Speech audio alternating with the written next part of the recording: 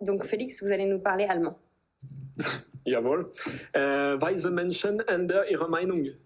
Pour le dire plus poliment. Ouais, vous m'aviez donné une version un peu plus d'heure. Il n'y a que les imbéciles qui ne changent pas d'avis. Rappelons que, c'est pas les imbéciles, mais nos voisins allemands en 2002 avaient annoncé une sortie du nucléaire progressive. En 2011, la fermeture des 3 dernières centrales. Et puis, le nouveau chancelier décide de rouvrir la porte du nucléaire. Donc si vous êtes malin, vous prenez cette porte et puis vous la franchissez et vous investissez. Pourquoi Berlin change, enfin pourquoi l'Allemagne change, l'Allemagne fédérale, complètement son cap, fait un virage à 180 degrés sur le nucléaire. Pour 2 raisons. La première, c'est que je pense qu'elle en a marre de payer son énergie très cher et de se faire taper dessus parce qu'elle a dû rouvrir des centrales à charbon.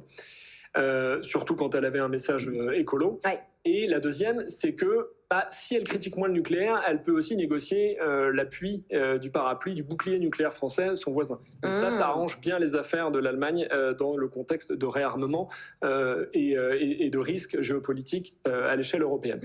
Donc, qu'est-ce qui s'est passé en Allemagne? Il s'est passé que, à force donc, de fermer les centrales nucléaires et de faire une politique pro-écolo, pro-renouvelable, c'est très louable. Mais en fait, ça marche, les idées écolo, quand l'énergie est abondante. À partir de 2022, quand on n'a plus de gaz russe, quand on n'a plus de pétrole russe et qu'on doit rouvrir des centrales à charbon, forcément, on se met à payer le pétrole plus cher, l'énergie plus chère.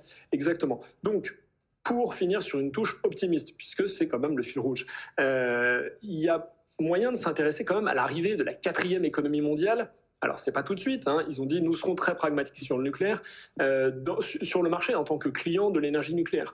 Le chancelier a dit qu'il s'intéressait aux réacteurs modulaires. Les réacteurs nucléaires modulaires, c'est intéressant parce qu'ils sont plus petits, plus faciles à construire et plus rapides qu'un EPR, et qui produisent pas ou peu de déchets par rapport aux centrales qu'on connaît.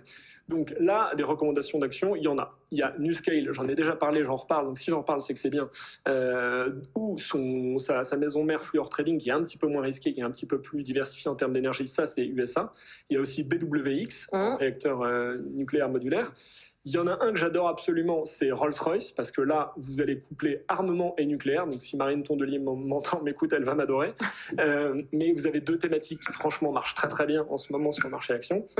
Et puis, si on élargit, l'excellent Cameco au Canada pour l'extraction et la production d'uranium, Constellation Énergie, pas Constellation Brands, Constellation Énergie aux USA. Et si vous voulez tirer avec 2 ETF parce que vous êtes paresseux, mais intelligent quand même, vous avez le Globalex Uranium, qui est un très bon ETF. Il y en a d'autres. Mais en tout cas, c'est vraiment intéressant de considérer le revirement d'une économie de 85 millions d'habitants avec un PIB de 5 000 ou 6 000 milliards d'euros, je ne sais plus, sur le marché du nucléaire.